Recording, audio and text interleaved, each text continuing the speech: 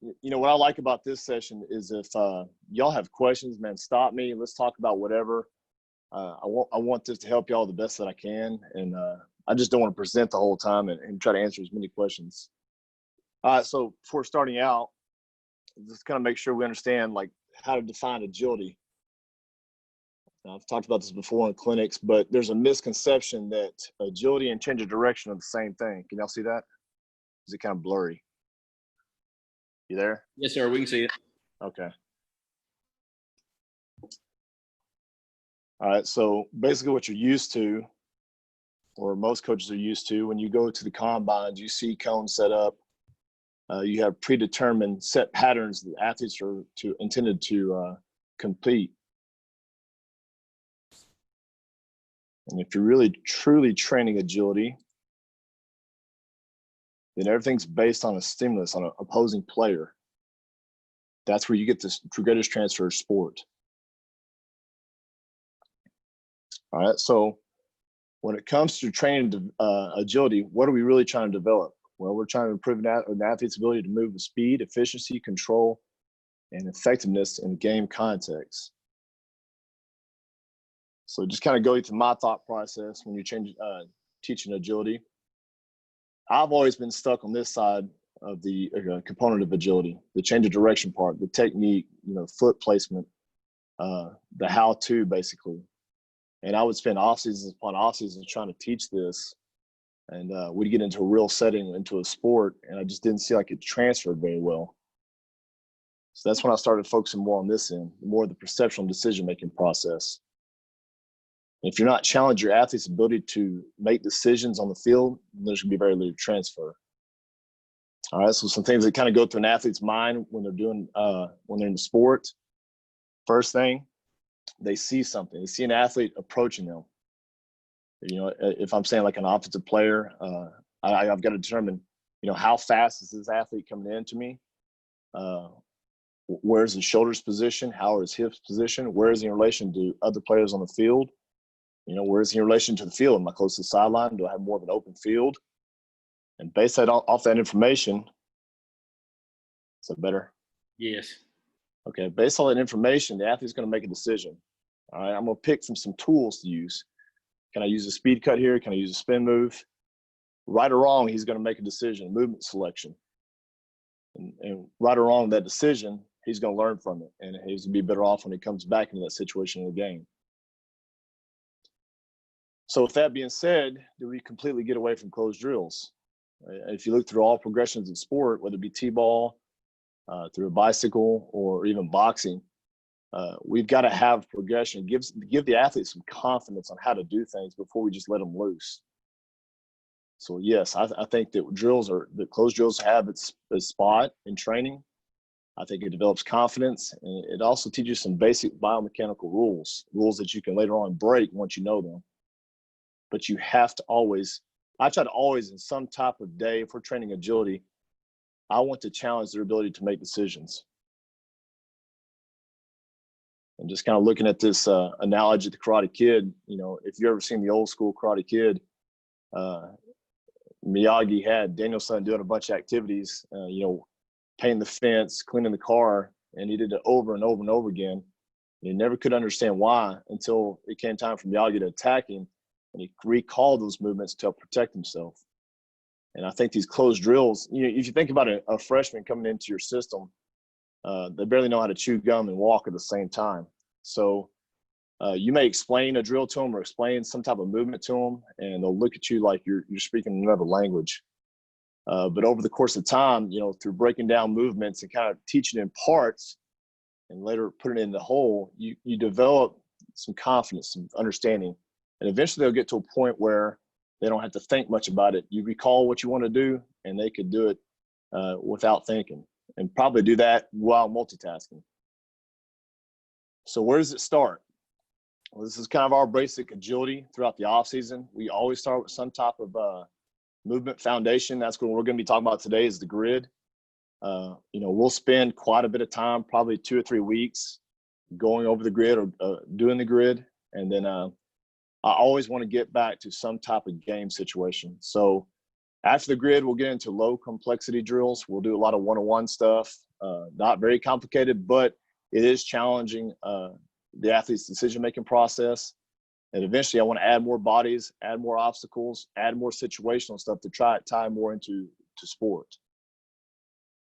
So the grid. So what is the purpose of the grid? Well, it's a method to teach multiple athletes. You know, this is the perfect time to use the grid. We're going to be using this week.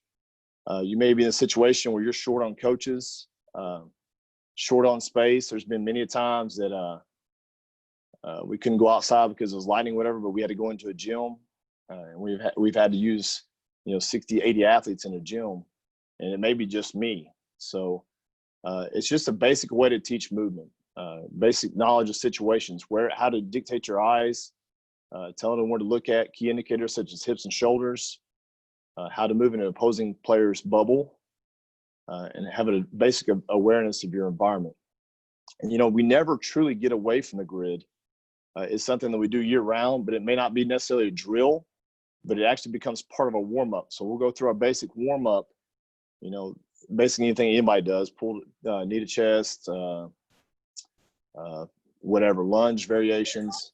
And eventually, to really ramp up the mind and the body, we'll implement the grid into our warm-up. And like I said, you can base the setup however you want, based on what you have. We typically use about 20, 25 yards, and we'll have most of the time 60 athletes at one time. And of course, with the situation that we're in right now, I would set up this grid about cones are 5 yards apart either way. And then I would, of course, give them 6 feet where their starting point, where they give a line to where to walk up to for the next person to go. Just kind of a diagram of it right there in real life. Of course, like I said, in this current situation, there won't be in that close parameters. So what do we want to teach when we're in the grid? Well, it always starts with the athletic position. And I think from athletic position, you can teach the basic concept of how your basic support, your feet, affect your ability to go. For instance, in these pictures here, if I want to go, I've got to get my feet behind my center of mass in order to push me forward. If I'm decelerating, then my feet and my base have to come out in front. If I'm in a static stance, of course, they're sitting right underneath me. But that's something I want my athletes to understand from point A. Okay. So once we cover that basic understanding of how to get into athletic position, every day I want to start with some type of linear acceleration or lateral acceleration. And then we'll move into transitional movements, and I'll talk about that more in a minute, about our inside and outside load.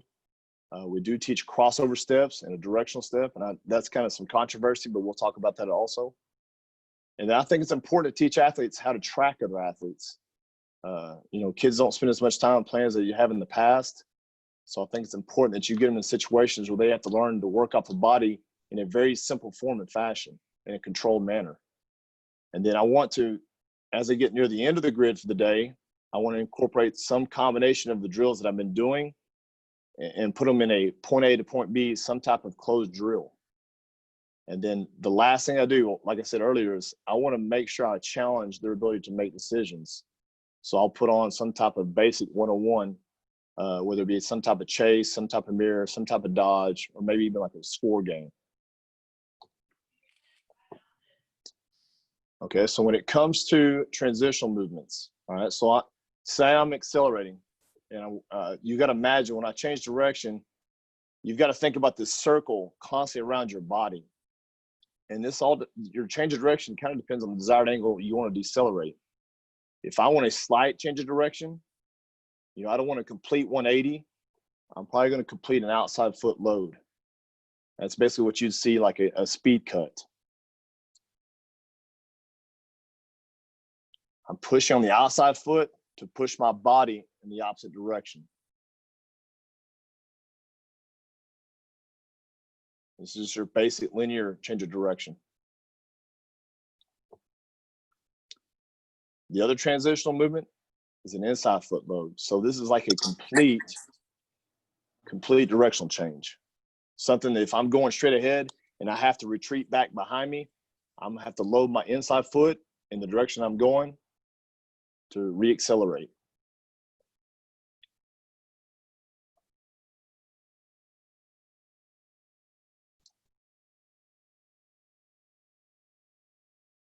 I'll play this actually a couple times because this always comes up with questions. But when people see this type of load, they always ask, well, are you teaching a crossover step or are you teaching a directional step? Kind of like what Lee Taft teaches. But, honestly, I used to be a real stickler about the rules. Like, I want this foot doing this and I want your body doing this. But there's sometimes I'm like, I just want your body to move naturally. So if you'll notice,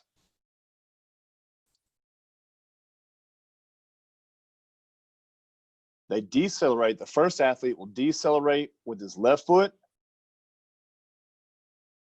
This one will decelerate with his right foot. And the natural gait pattern is right foot, left foot, right foot, left foot.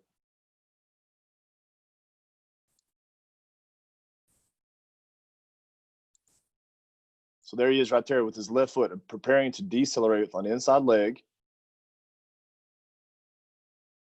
This is really hard trying to use your camera and operate a video at the same time.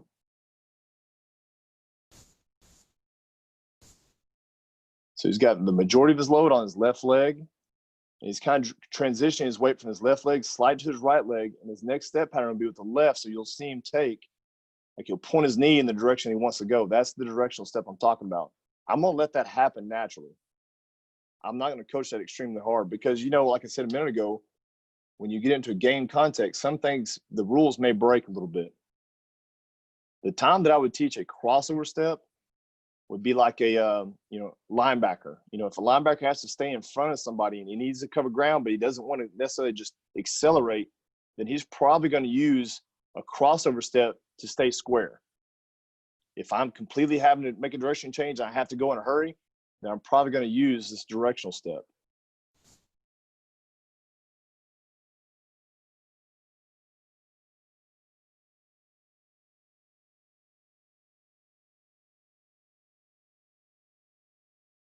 Does that make sense?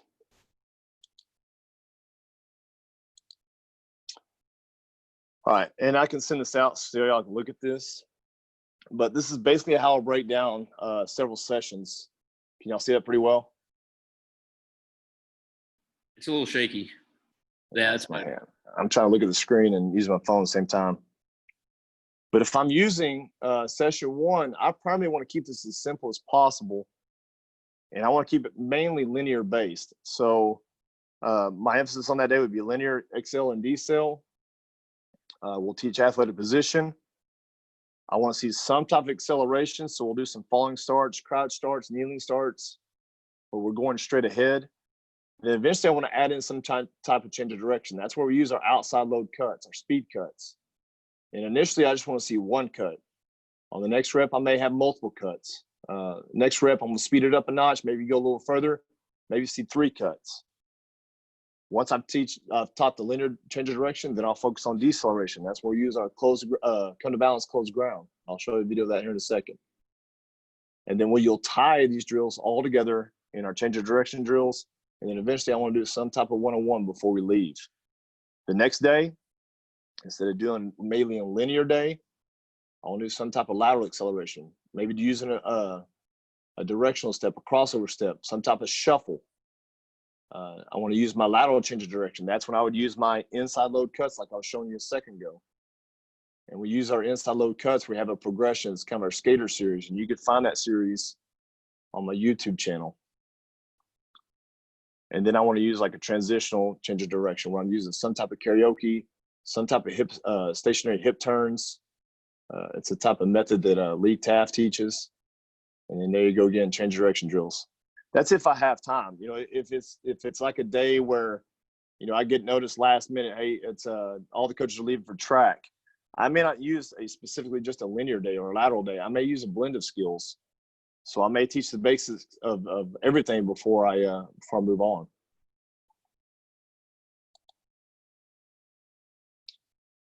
And here's an example of our kids using the speed cuts in the grid.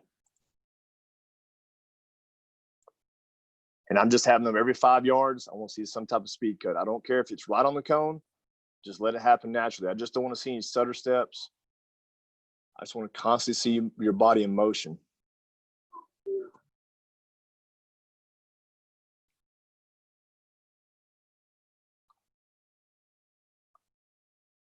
Okay. Example of inside load, just a shuffle.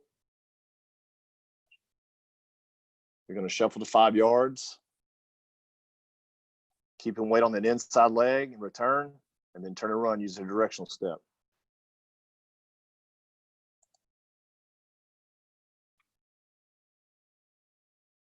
I think a shuffle is a great way to progress the inside load cut because, I mean, you don't have to change your body much versus like a turn and run. So when we're teaching that inside load, when we're trying to teach them to use it with speed, we'll use it with the shuffle.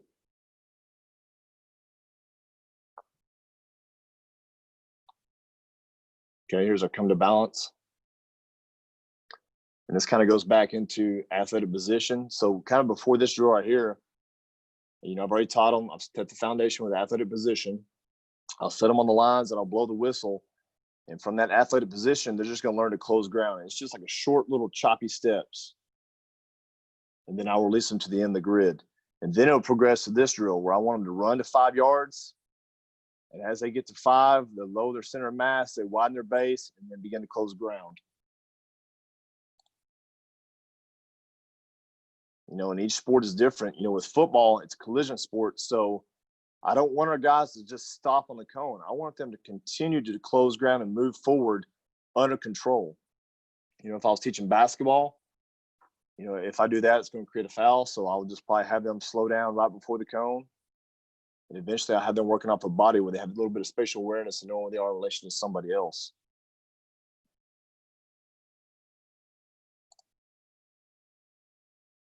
But I'm blowing the whistle right here. They sprint up, they continue to close ground. Then I'll blow the whistle again. That gives an indication to run to the next cone. Easy drill to manage with over 100 athletes with maybe 2 or 3 coaches. And like I said, now that, you know, I don't know how some rules are in other states, but right off the bat, we're not allowed to do any type of tag or anything competitive. But this is something maybe you want to add on later down the road. But you know, it's great coming to balance and close the ground on the cone, but things change when you throw a body in there. So let's see here. The guys opposite of us, these guys right here, they're just targets. And all I've told them to do is I just want y'all to jog straight ahead. These guys right here are the ones working come to balance. And I have them leverage to one side of their body. You know, I said earlier that the grid's a great way to teach kids how to dictate their eyes where they need to go. So as they're coming to come to balance in this opposing athlete, I'm telling them to indicate their eyes right there on that near hip. Because that near hip will tell me, are they going to continue to accelerate? Are they going to retreat? Or are they going to come to balance? That won't lie to me. And that's something that has to be ingrained over and over and over again in their heads. Where are your eyes? Near hip. All right, what are their hips doing? But as you can see, just right off the bat, it's real simple. Some guys over pursue, and that's okay. Those kids will make mistakes, but I want them to learn from those mistakes. So we'll do this 2 or 3 times. They'll learn, all right, if that athlete is coming in slower, I can come to balance a lot later. If they're coming in at faster speeds, then I'm probably going to have to come to balance sooner than I did before. But there's a lot of learning going on with each and single rep.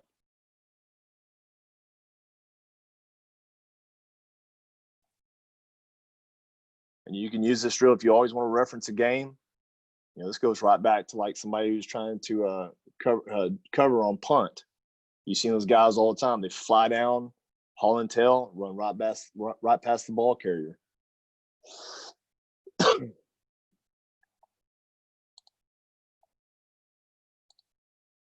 Okay. And anything we do in the grid or in our drills, I want to have some type of evidence in it in game.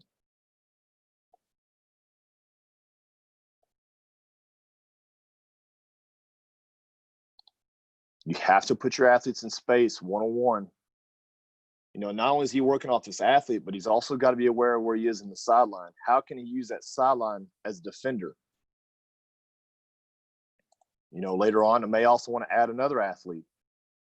You know, that his point of attack may change depending on where his other teammate is. You know, maybe his teammate gets the ball sooner. Maybe he makes a mistake, and now I have to be on a pursuit angle. But you got to put your athletes in that situation to learn. Okay. And like I said, once we've done these basic drills, once I've taught them to accelerate, decelerate, and do some type of transitional movement, then I want to start doing in patterns. And I think this is a great way to do conditioning also, is not just doing tempos, but doing like set plays, like a number of probably 5 or 6 patterns, getting a certain rest recovery period. There's a lot more stress on your body when you're having to decelerate, when you're changing direction. So that's something else you may want to consider right now during this period. It's not just always doing tempos to condition, but maybe using the grid to condition also. But it's basically, it's endless, whatever your imagination goes. Okay, here's an example of one of our movement games. So basically what's happening here, I have like a triangle. Okay, I've told these 2 kids, they're facing me. I've told them before the drill starts, all right, one of y'all is the real key, one of y'all is a false key. The point of this drill is this guy is the real key. I'm giving him the option. You can either run towards me or you can run away from me. This guy's going to run up. He's going to jockey for a minute. He's going to read what the guys are giving him. And based off of that, it's going to be a chase game.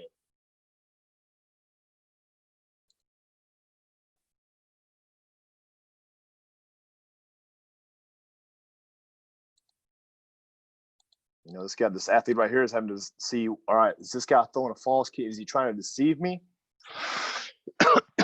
Where's my indicator of the hip? His shin angle is going to be way more dramatic. His head's going to be leaned in if he's taking off. If not, he's going to be more up tall. That's something they've got to be exposed to learn from.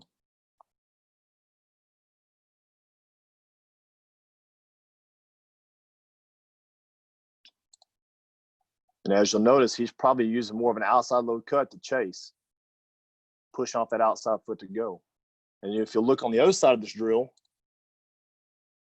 the other athlete did the complete opposite. He's having to retreat, so he's having to use an inside load cut to get back into phase.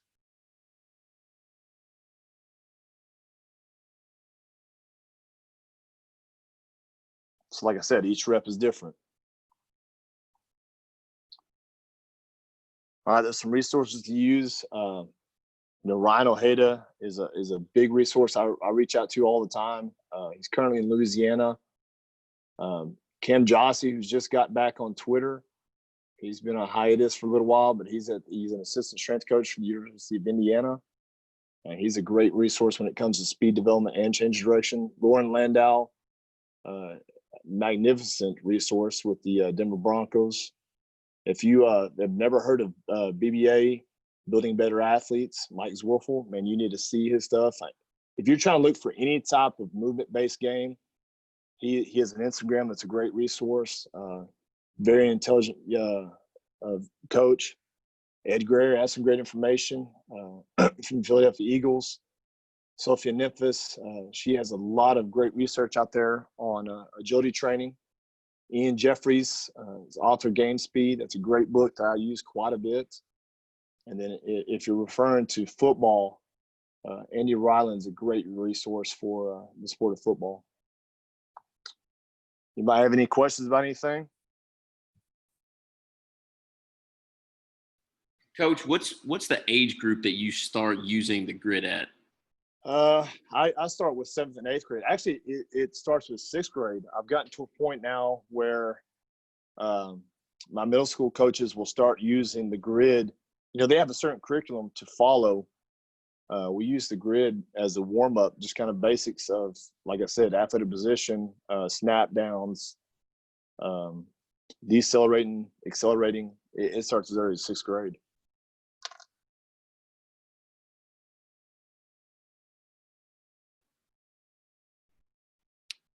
Do you feel like, this is pretty far from any of the kind of old timey county fair type system? Do you feel like there would ever be a reason why you would go back to that style of agility training? I don't know. Like, I probably would. If I was you, I would use this in some occasions. Depends on what I have. I may use this as a smaller version in a kind of a county fair rotation. But that's kind of where this whole thing started from. I don't know if anybody of y'all were on this last week, but I was explaining that Originally, when we were doing agility, would break up each movement in a different station. We'd teach a shuffle in one station. We would teach speed cuts in one station. And the one thing I didn't like about it was that just the details were not on point. I would teach an assistant coach or sport coach how to do it, but the carry was not there as much. So me and my friend Brian Kagans, who's at University of Oklahoma, we put this together and thought, all right, let's put everything together at once. And let's make sure these details are really hammered down. But no, honestly, really, I don't know if I would use this in a county fair situation, but I mean, you could if you wanted to. So what are the pros of this from a coach's standpoint? How has going to this made your kind of daily life different than, say, like using a county fair type style? Well, like I said, there's been times where you're in high school and you never know with the schedule the way it is what's going to happen last minute. And we've all been in that situation where something will pop up. You're like, well, what do I go to? There's been several times, we don't have an indoor facility here and we have to rush to find space, and then you have to communicate information to coaches. And it's just easier to do something like this instead of having to try to figure everything out at the last second. And honestly, as simple as this is, there may be days that I'm gone, and as much as our coaches watch and learn from me, they can run it now. We've had several coaches leave Guyer and go to other places, and they have a basic understanding how to run this, and they can really break down movement. So how many coaches do you have to have in order to run this drill? Optimal, I would love to have, me running it. And then I would like to have a coach on either side of those cones, probably one at the top, one at the bottom, just to make sure as a kid goes down, they can give them a quick feedback. You kind of like, you did this wrong, get a feel of it next time, see what it feels like. I've used one coach per line, and then I've used just me in there. So it depends on what you have. But if I had the perfect situation, I'd have me in the middle and then several coaches at probably 2 coaches per line.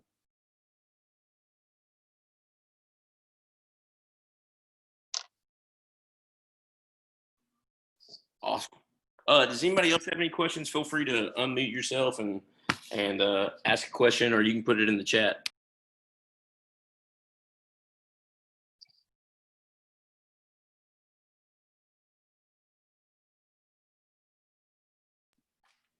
Hey, Kyle, what's the biggest group that you've used this with? Probably around 80 to 100. I had a little group of little league football players that we did this with. It was, if you think about that age group, it was like 5th graders, 4th graders, some 6th graders. It was like herding cats, but using this grid, it worked out real well from an organizational standpoint and efficiency standpoint. How did those kids react to the different drills? I mean, they were fine. You just got to think about what your crowd is. You don't want to get too complicated. If you go back to, let's see if I can find it. Go back to this, you got to think about what you're working with. I don't want to do something real complicated with, lower level athletes. Just getting some kids in athletic positions a task.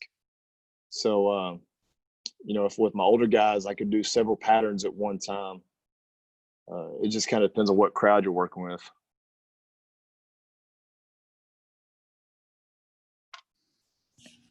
Are you guys going to make any kind of modifications, considering the whole social distancing aspect of life right now?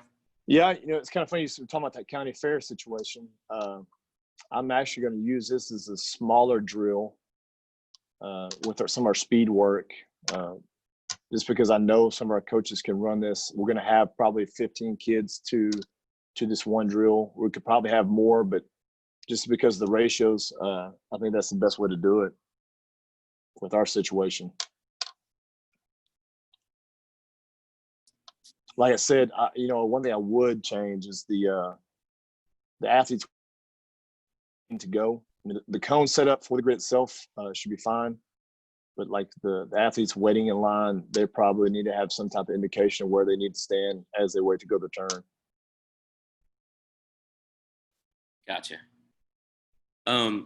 Earlier you mentioned different sports using this, not just football. Are there kind of any big things that you would modify or change depending upon what sport that you were training? Like what I said earlier about the deceleration part, it kind of depends on the sport itself. Is it more of a contact sport? Is it more of like don't get in somebody's bubble or space? Then I may have to change the deceleration methods. Look at the sport itself. What are they using a lot of? But really, just the grid itself is very general. It's not very specific. I'm teaching the basic movements. I'm teaching how to accelerate, how to do shuffling. I don't get too specific, but if I had to, it'd be something like in those one-on-one game situational stuff I may change. Thinking about this, teaching a softball or baseball player, you're talking about lateral acceleration. When they're taking off from first base to second base, they know where they're going. So that I would teach a directional step if I was working with those athletes. Could you elaborate on that? All right. So just put yourself in a situation. So you have first base to your left, second base to your right. My right leg would be my lead leg. I'm going to open up my right leg and point it towards second base, and I'm going to be pushing off my trail leg, my left leg, to accelerate. Gotcha. Awesome. Versus a crossover step, which it would take your body time to transition. You wouldn't cover as much ground as you would a directional step. Gotcha. Were there any kind of like early problems with this that you kind of had to, work through? No, not really. We were so basic and simple at the first. I think as this has grown, I've become more efficient how to transition from movement to movement instead of doing maybe just come to balance one day. How can one movement grow on the other one, lead into the other one to teach for the other one? And then, eventually just adding in the movement games at the end, I think it's had a whole lot more transfer to sport itself versus just doing always closed drills. Gotcha. All right, guys, I think that's all the questions I have. If anybody else has any questions, go ahead and feel free to ask. I apologize for getting all this all late, and I wish this thing would have worked out, but technology is not my best friend. It's all good, man. If y'all want this, I can send this presentation in PDF form. I can elaborate a little bit more if you have a different situation or whatever. If you have questions, just hit me up and I'll send it to you. Yeah, what's your email, Kyle? It's I'll put it in the chat. Okay.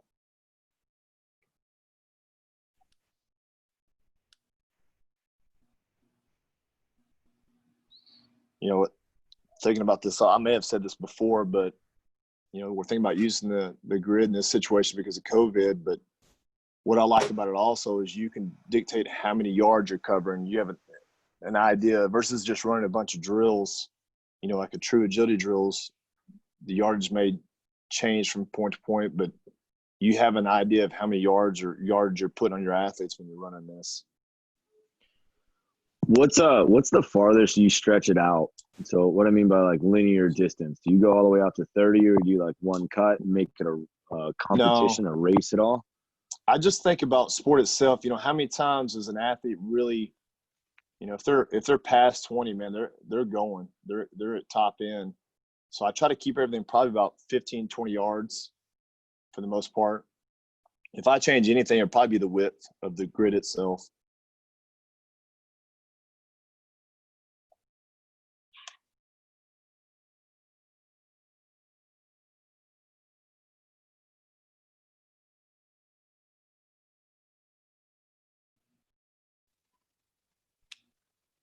All right. Awesome. Kyle, I appreciate you, man. Yeah, like again, I apologize for all that. It kind of caught me off guard. I know we met 30 minutes early and we still couldn't figure it out, but we finally got it done, I guess. Yeah, it's all good. Sometimes you just have to modify and adjust, Yeah, exactly. Yep. So if you have any questions, go ahead, email Kyle. Kyle has been great as far as communicating with me anytime I've had a question. And he's a great resource. Has never held anything back. A lot of coaches, they'll kind of keep whatever they do or whatever their process is to themselves because they think it, devalues them if other people have it. But Kyle's not like that. He'll give you whatever he's got. He's a great guy. So reach out to him. He's also pretty successful. Y'all made it to the state championship this year? Yes, sir. Yeah. Yeah. So they're doing a lot of good stuff down there, and it's paying off for them. So feel free to reach out to him and his staff. So are there any other questions?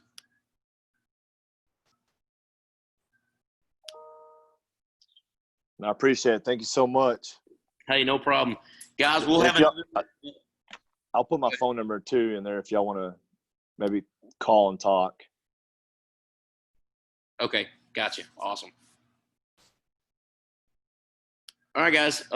Next week we'll have another video. Chat, I'm gonna try to if it's cool with you, Kyle, I'm gonna try to post this to YouTube. Absolutely. And that way other people can see it and all that kind of good stuff if they missed this week. Hope you guys stay safe out there and are careful with bringing your kids back and get a lot of work done. Appreciate it. Y'all have a good afternoon.